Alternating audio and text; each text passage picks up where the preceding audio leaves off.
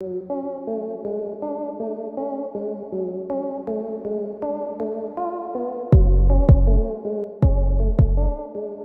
है डोपिंग? कैसे होता है डोपिंग टेस्ट? दोस्तों, टोक्यो ओलंपिक में जब मीराबाई चानू ने सिल्वर मेडल जीता तो लोगों का सीना गर्व से चौड़ा हो गया। लेकिन जब ये खबर सामने आई कि इनका ये मेडल सिल्वर से गोल्ड में बदल सकता है, तब तो जैसे खुशी की एक अलग ही लहर दौड़ने लगी। अब आपके दिमाग में ये चल रहा होगा कि भला ये कैसे संभव है। तो दोस्तों, चाइना की जिस एथलीट ने गोल्ड मेडल जीता था उसके ऊपर डोपिंग का शक था और जब तक ये बात पुख्ता होती तब तक ऐसे आसार लगाए जा रहे थे कि अगर ये बात सच निकली तो गोल्ड मेडल मीराबाई चानू को दे दिया जाएगा। अब आप सोच रहे होंगे कि भला ये डोपिंग क्या है और इसमें ऐसा क्या होता है कि किसी एथलीट से उसकी सबसे कीमती चीज ओलंपिक गोल्ड मेडल उससे छीन लिया जाए। तो दोस्तों, आज के इस वीडियो में हम आपको डोपिंग क्या होता है, इसके टेस्ट को कैसे करते हैं और भारत में सबसे पहले डोपिंग का मामला कब सामने आया था, हमें मालूम है कि अंत तक आप बने रहेंगे क्योंकि ये वीडियो आपको हैरान कर देगी। और हाँ, अगर आपने अभी तक चैनल को सब्सक्राइब नहीं किया तो फटाफट से सब्सक्राइब कर लें।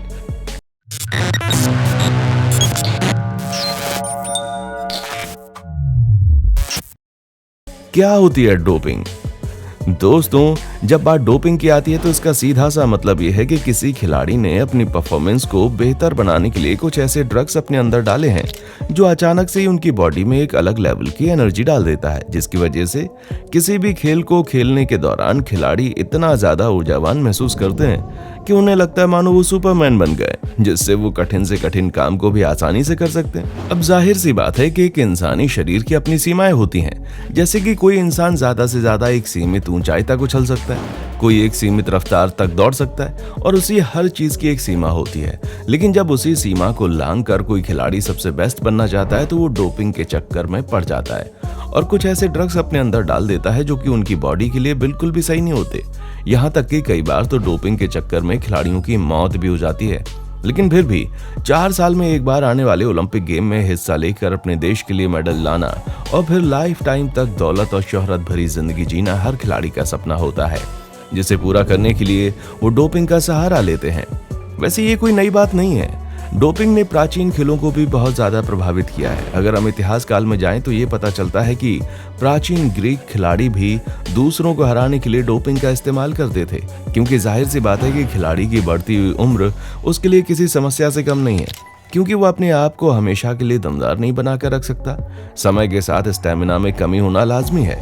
इसी कमी की दर को कम करने या फिर कह लीजिए कि आर्टिफिशियल तरीके से खुद को मजबूत बनाए रखने के लिए इस तरह के ड्रग्स का इस्तेमाल किया जाता है।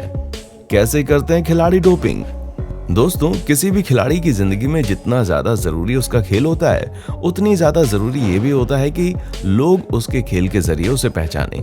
जिस तरह हमारे भारत में जब क्रिकेट का नाम आता है तो जुबान पर सचिन तेंदुलकर का नाम अपने आप आ जाता है, ठीक उसी तरह हर खिलाड़ी भी अपने खेल में इतना ज्यादा बेहतर होना चाहिए कि वो किसी भी सीमा को लांघने के लिए तैयार हो जाए और उसके लिए ये शॉर्टकट का रास्ता अपनाते हैं। यानी कि अपनी बॉडी पर तो काम करते ही करते हैं, पर अपने अंदर के स्टेमिना को बनाए रखने के लिए ये लोग एक अलग ही तरह की दवाई का इस्तेमाल करते हैं जो इनके शरीर में जाते ही एक अलग तरह की ऊर्जा प्रदान करती है।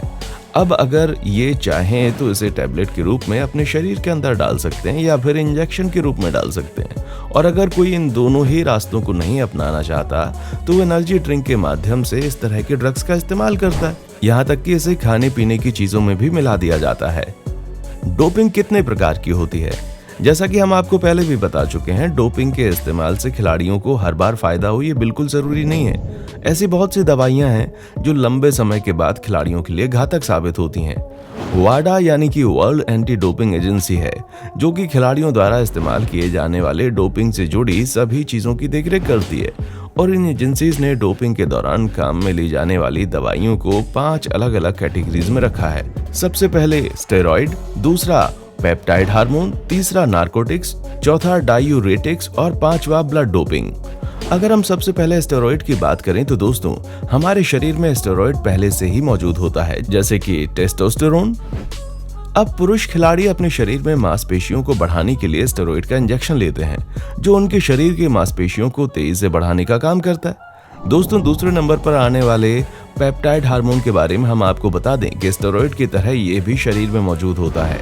इंसुलिन नाम का हार्मोन डायबिटीज के मरीजों के लिए जीवन रक्षक हार्मोन है। यदि एक स्वस्थ व्यक्ति को इंसुलिन दिया जाए तो इसकी मदद से शरीर की चर्बी घटने लगती है और मसल्स बनती है। इसी वजह से कई सारे बॉडी बिल्डर्स इंसुलिन का इस्तेमाल करते हैं ताकि उनकी मसल्स तेजी से ग्रो हो जाएं और उनके शरीर की जितनी भी चर्बी है वो गायब हो जाए। तीसरे नंबर पर आने वाले नार्कोटिक्स में मॉर्फिन जैसी दवाइयां इस्तेमाल होती हैं। असल में खेल के दौरान जब दर्द का एहसास होता है तो अधिकतर खिलाड़ी इन दवाइयों का इस्तेमाल करने की कोशिश करते हैं ताकि अपने दर्द को छूमंतर करके वापस से एक बेहतर परफॉर्मेंस दे पाएं। आइए अब बात करते हैं डायूरेटिक्स की। तो दोस्तों, सब्सटेंस शरीर से पानी को बाहर निकाल देता है और आपको ये बात बहुत अच्छे से मालूम है कि हमारे शरीर का अधिकतर हिस्सा पानी से भरा हुआ है। ऐसे में जब शरीर से पानी निकल जाता है तो कुश्ती या फिर बॉक्सिंग जैसे मैच में वजन घटाकर कम वजन वाली कैटेगरी में एंट्री मिल जाती है ताकि वो कम वजन वाले विरोधी के साथ लड़ाई करें और उनके जीतने की संभावना बढ़ जाए। आइए अब 5वें नंबर के डोपिंग की कैटेगरी की बात करते हैं, जो है ब्लड डोपिंग। डोपिंग का ये तरीका बहुत ज्यादा अजीब होता है क्योंकि इसमें खिलाड़ी कम उम्र के लोगों का खून अपने शरीर में चढ़ा लेते हैं। असल में कम उम्र के लोगों के अंदर रेड ब्लड सेल्स अधिक मात्रा में होते हैं जो ज्यादा से ज्यादा ऑक्सीजन को खींचकर जबरदस्त ताकत देते हैं। यही वजह है कि जो नौजवान लोग होते हैं उनके अंदर बाकियों के मुकाबले ज्यादा ऊर्जा रहती है क्योंकि उनकी बॉडी में मौजूद रेड ब्लड सेल्स अच्छी तरह से ऑक्सीजन को बॉडी के अंदर पहुंचा देते हैं। क्या होता है डोपिंग टेस्ट और इसे करते कैसे हैं? जैसा कि हम आपको डोपिंग के अलग अलग कैटेगरीज के बारे में बता चुके हैं। अब जिस किसी भी खिलाड़ी को खेल के लिए सिलेक्ट किया जाता है उसका डोपिंग टेस्ट किसी भी वक्त हो सकता है, फिर चाहे वो मैच के बाद हो या मैच के पहले। खिलाड़ी भले ही सिलेक्ट होने के बाद मैच ना खेल रहा हो लेकिन फिर भी उसका डोपिंग टेस्ट किया जा सकता है ताकि ये पता लगाया जा सके कि ये खिलाड़ी डोपिंग का इस्तेमाल करता है या फिर इसकी जो ऊर्जा है वो बिल्कुल प्राकृतिक है। अब यहाँ सबसे बड़ा सवाल ये आता है कि आखिर डोपिंग के इस टेस्ट को अंजाम कैसे दिया जाता है। तो दोस्तों, डोपिंग के इस टेस्ट को करने के लिए खिलाड़ियों के यूरिन यानी कि पेशाब का सैंपल लिया जाता है। सबसे पहले डोपिंग के टेस्ट को वर्ल्ड एंटी डोपिंग एजेंसी द्वारा किया जाता है, लेकिन जब से इन्होंने अपनी गाइडलाइंस जारी कर दी हैं तब से भारत की अपनी खुद की एक नेशनल एंटी डोपिंग एजेंसी मौजूद है जिसे नाडा के नाम से जानते हैं और इसके द्वारा हायर किए गए ऑफिसर्स खिलाड़ियों के इस डोपिंग टेस्ट को अंजाम देते हैं, जिसमें जब खिलाड़ी अपने पेशाब का सैंपल दे रहा होता है तो ऑफिसर उसके सामने खड़े होते हैं ताकि वो ये देख सकें कि कहीं खिलाड़ी धोखा तो नहीं कर रहा। फिर चाहे वो महिला हो या पुरुष, महिला के सैंपल देते टाइम महिला ऑफिसर उसके साथ होती है तो वहीं पुरुष के सैंपल देते टाइम पुरुष ऑफिसर उसके साथ होते हैं और खिलाड़ियों द्वारा दिए गए इन्हीं पेशाब के सैंपल्स को अच्छी तरह से टेस्ट किया जाता है जिससे ये चीज साफ हो जाती है कि पिछले कुछ दिन में खिलाड़ी ने डोपिंग की है या नहीं। डोपिंग का टेस्ट 2 चरणों में होता है। पहली बार अगर किसी खिलाड़ी का डोपिंग टेस्ट पॉजिटिव पाया जाता है तो उसे अपनी गलती मानने का एक मौका दिया जाता है, लेकिन अगर खिलाड़ी फिर भी डोपिंग का इस्तेमाल करने से इनकार करता है तो दोबारा से कंफर्म करने के लिए उसका टेस्ट किया जाता है, क्योंकि अगर कोई खिलाड़ी डोपिंग के केस में पकड़ा गया तो उसकी पूरी जिंदगी बर्बाद हो सकती है और केवल एक बार किए गए टेस्ट से किसी भी खिलाड़ी की जिंदगी बर्बाद करना सही नहीं है। इसीलिए खिलाड़ी का जब दूसरी बार टेस्ट होता है और वो फिर भी पॉजिटिव पाया जाता है ना, तो खिलाड़ी को ना सिर्फ अपना मेडल वापस करना पड़ता है बल्कि उसके ऊपर 2 साल का प्रतिबंध लग जाता है और अगर खिलाड़ी 2 साल बाद फिर से ऐसा करे तो उस पर आजीवन प्रतिबंध लग जाता है। भारत में डोपिंग का पहला मामला कब आया? दोस्तों, भारत में डोपिंग का पहला मामला 1968 में सामने आया जब 1968 में मैक्सिको ओलंपिक खेल चल रहा था। दिल्ली के रेलवे स्टेडियम में कृपाल सिंह 1000 मीटर दौड़ में भागते समय ट्रैक छोड़कर सीढ़ियों पर चढ़ गए थे। उस दौरान कृपाल सिंह के मुंह से झाग निकलने लगा था और वे बेहोश हो गए थे।